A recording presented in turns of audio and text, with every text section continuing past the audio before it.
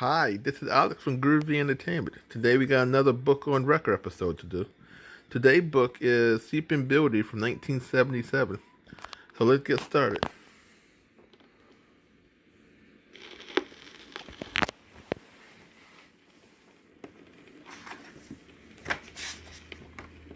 This is the story of Sleeping Beauty. You can read along with me in your book. You will know it is time to turn the page when you hear the chimes ring like this.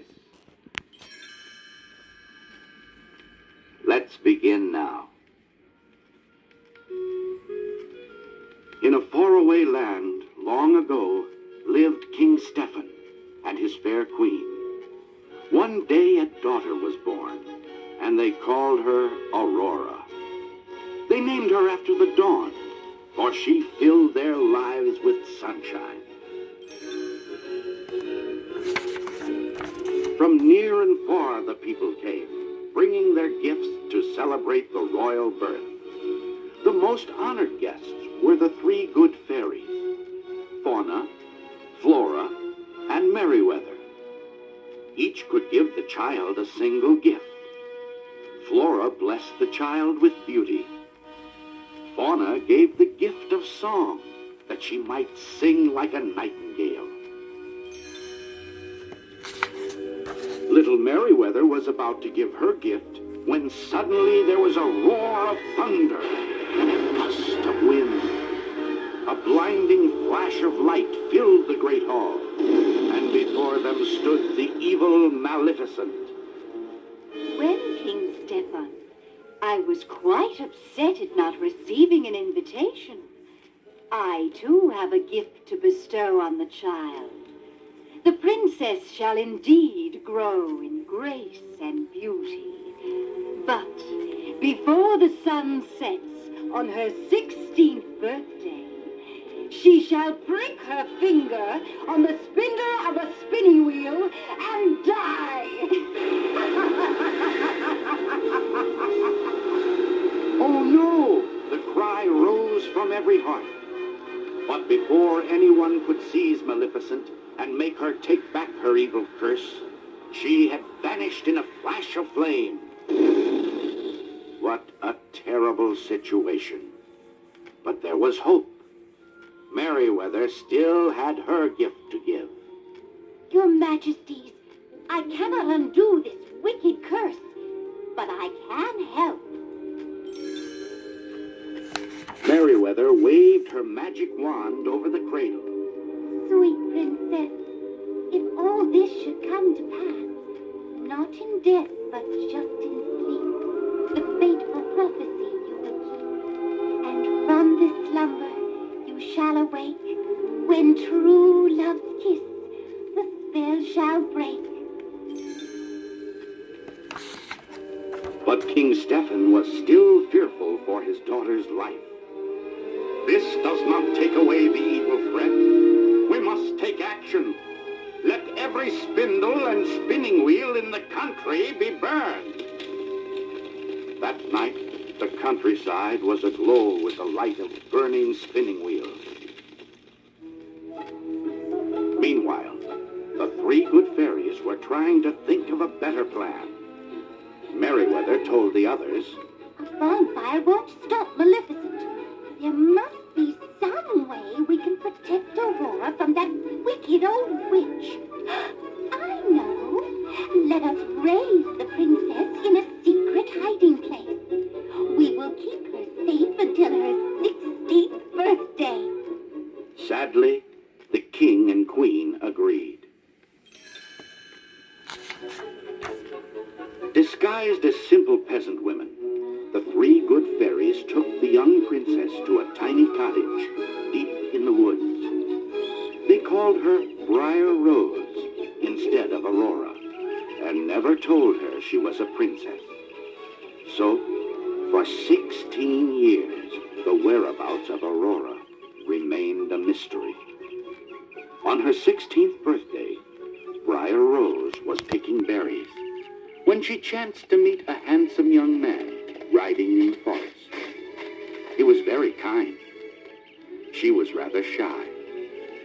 She was not supposed to speak with strangers, but Briar Rose felt as if she knew him, for she had often dreamed of meeting someone so charming. She asked him to come to the cottage that evening and meet her family. Then Briar Rose rushed home to tell Flora, Fauna, and Merryweather her happy news. She was falling in love.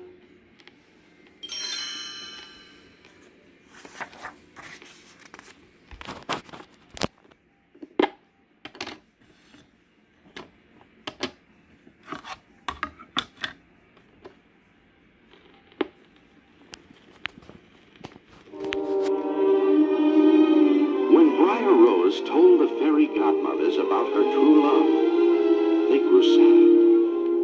Since it's your 16th birthday, we must tell you the truth now. You are really the Princess Aurora. Your marriage to Prince Philip will take place this very evening in your father's castle. You can never see your handsome stranger again. Briar Rose burst into tears. Meanwhile, the young stranger rode off to tell his father that he had just met the girl of his dreams. Actually, the young man was Prince Philip.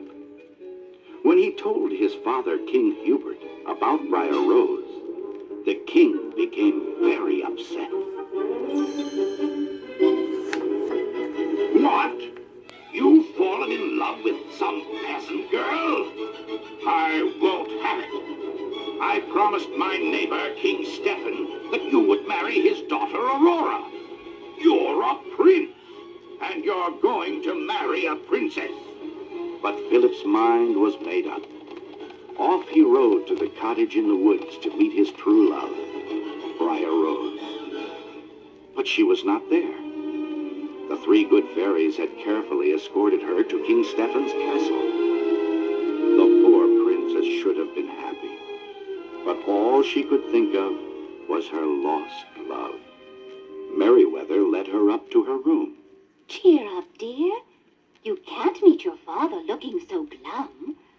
We'll leave you alone for a few moments to dry your tears. While the good fairies waited outside, a mysterious voice began calling to the sad princess.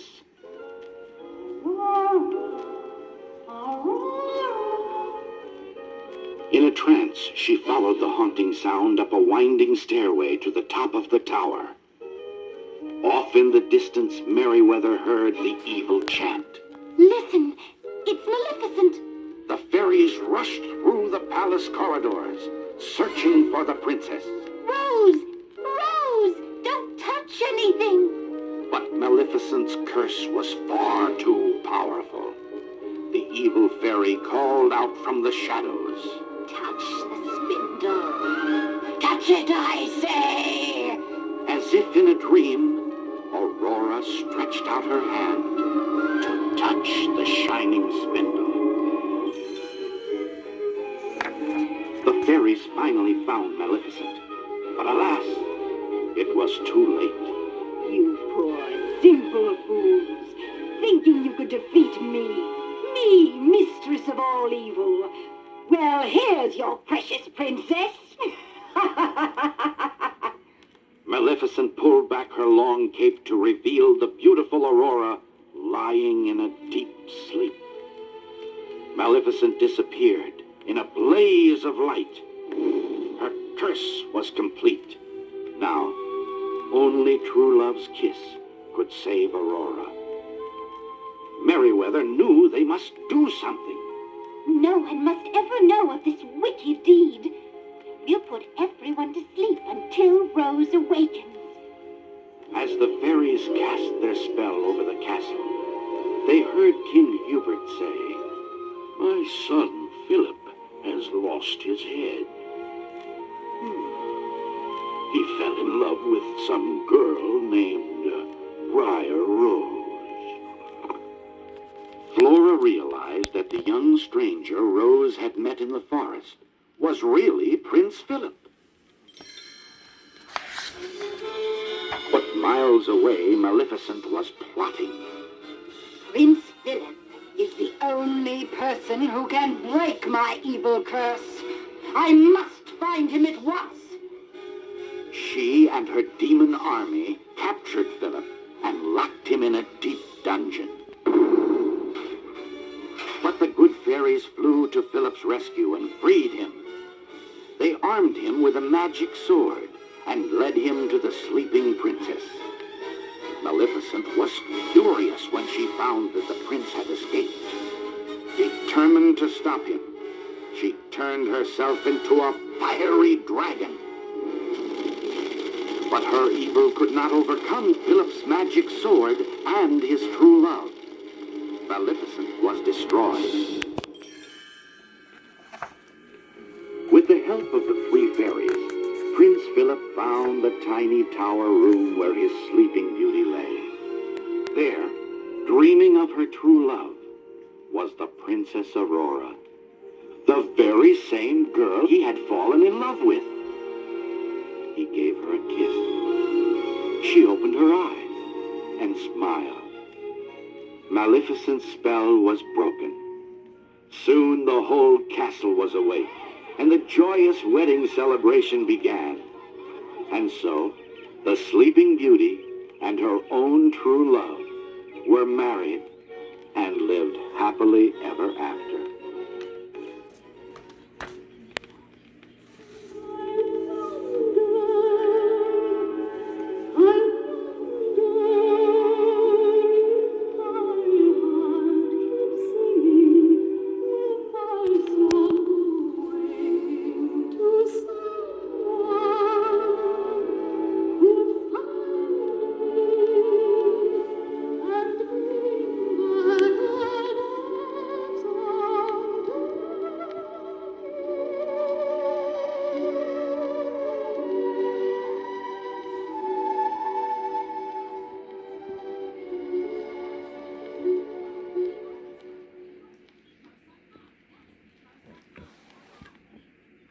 So that was Sleeping Beauty from 1977. The book said that this movie came out in 1959. And I've seen this movie 100 times. But I seen it last year on DVD. And this was one of the best Disney movies I had seen from that time. It had a lot of action at the end with the dragon part and everything. So please like and subscribe, share, comment, and have a groovy day. And our next book will be Cinderella.